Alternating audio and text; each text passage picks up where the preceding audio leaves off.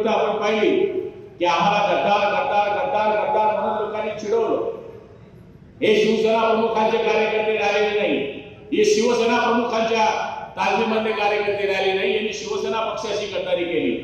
पण आम्ही शिवसेना पक्षाशी गद्दारी केली नाही, आम्ही भगव्याशी एकनिष्ठ राहिल्यामुळे जेवढे आमदार आम्ही फुटलो होतो तेवढेचे तेवढे आमदार निवडून आले। आम्ही या जळगाव जिल्ह्यामध्ये हा आमचा रेकॉर्ड आहे। सांगायचा अर्थ असा आहे की आम्ही तत्वाशी कधी फारकत घेतली नाही।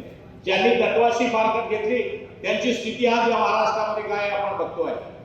आम्ही रक्ताचं पालन करून शिवसेना वाढवली।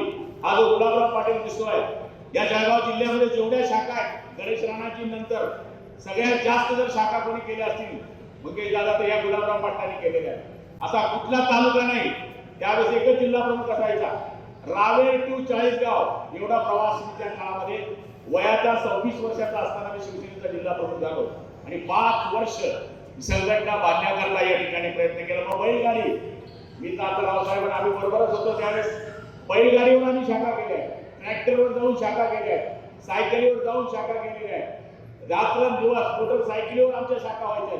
सांगायचा अर्थ असा आहे की संघटना ही अशीच काही उभी राहिली नाही, ही संघटना आम्ही रक्ताचं पाणी उभं करून उभी केली।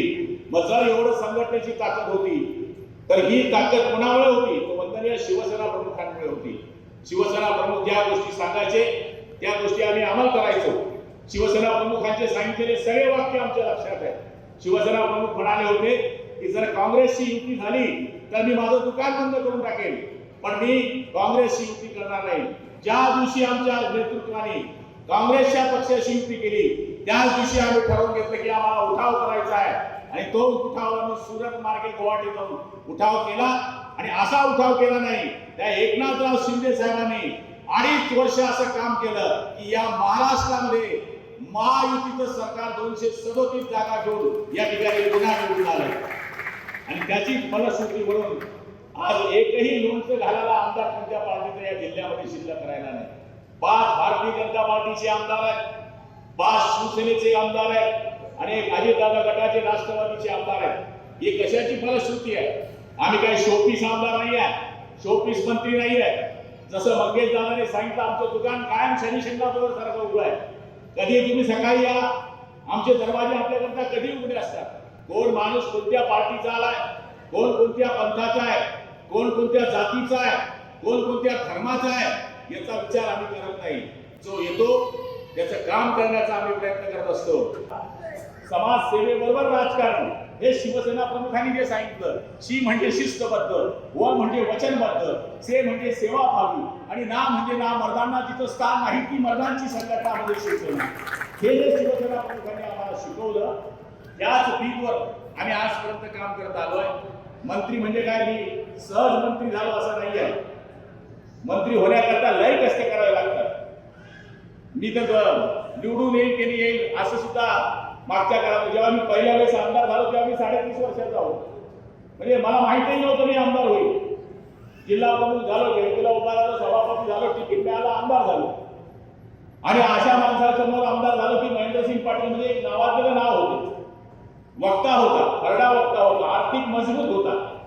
पण भाजप शिवसेनेच्या त्या काळामध्ये कार्यकर्त्यांच्या बळावर या ठिकाणी आम्ही आमदार होऊ शकलो।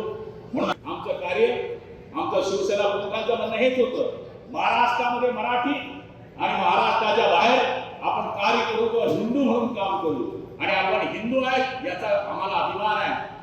हिंदुस्थानामध्ये जो राहतो तो हिंदू आणि महाराष्ट्रात जो राहतो मराठी या भरोशावर शिवसेना वाढली आणि आज त्याच माध्यमातून एकनाथरावजी शिंदे साहेब काम करतायत। बघा, एक माणूस शिवसेनेमध्ये उठाव करून 2.5 वर्ष मुख्यमंत्री असताना काय काय योजना राबवल्या हे आपल्याला सांगायची गरज नाहीये। लाडक्या बहिणींना माझ्या माहितीप्रमाणे जर योजना आली नसती तर कदाचित महिलांची टक्केवारी मतदानात जर कमी झाली असती तर आपलं सरकारही आलं नसतं। पण त्यावेळेस आदरणीय मुख्यमंत्री असतील, आदरणीय दोघं उपमुख्यमंत्री असतील, त्या काळातले सगळ्यांनी सहकार्य केलं, कॅबिनेटने तो ठराव मंजूर केला आणि महिलांच्या पगाराचं काम सुरू केलं। मुलींना मोफत शिक्षण देणारा पहिला निर्णय या देशामध्ये कुठल्या राज्याने घेतला असेल तर तो महाराष्ट्र राज्याने घेतला। एकनाथरावजी शिंदे साहेब, देवेंद्रजी, राजूदादाच्या त्या काळाच्या सरकारने घेतला। एबीपी माझा, उघडा डोळे बघा नीट।